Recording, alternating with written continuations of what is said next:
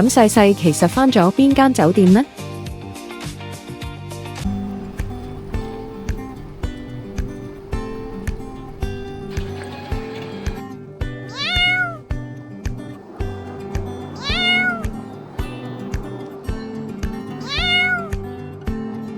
呢間咁就腳嘅酒店，主要服務對象係電競選手同影視愛好者，一齊入去裏面睇過。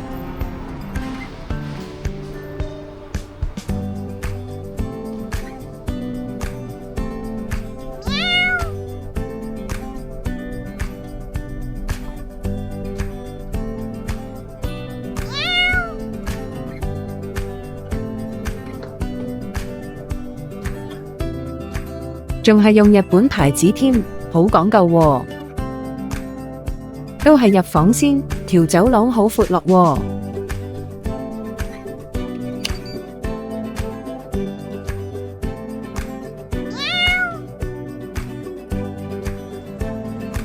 呢間連鎖電競酒店喺2025年開業，一般客房有26間。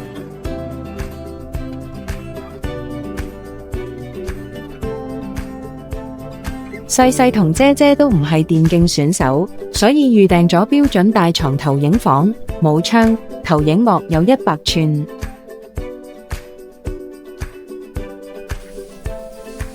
國內名牌樽裝水，可以放心飲用㗎。客房提供多項智能服務，留意返床頭櫃嘅溫馨提示啊！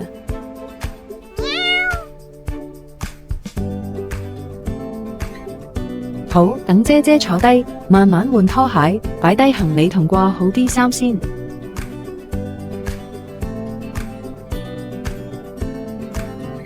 沖涼房、廁所、洗手盆被分成3個獨立空間。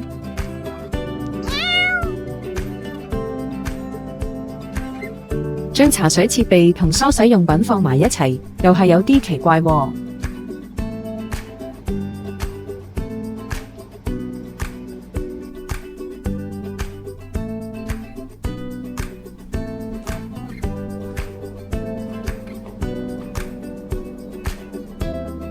馬桶、沖涼房、乾濕分離。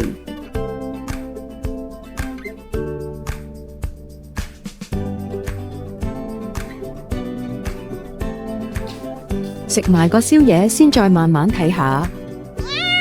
肥貓對沙律冇咩興趣，食2粒芒果就話飽啦。不如開場煲劇啦！酒店提供收費會員級影視服務，唔使另外俾錢，就可以睇到會員專屬節目。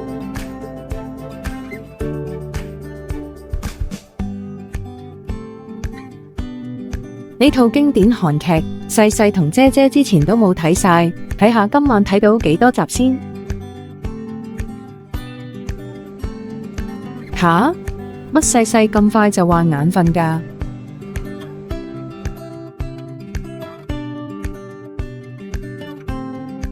琴晚細細好早瞓，姐姐煲劇煲天光，好在喺度想飲返杯咖啡提神，唔使等外賣，踢拖鞋落樓下就買到。細細叫咗佢最鍾意嘅豆漿大王早餐，酒店仲俾我哋延遲退房，姐姐可以洗埋衫先返屋企啦。睇下最新報價，吓？而家訂房仲平過3個月之前，細細嚟住嗰時喎。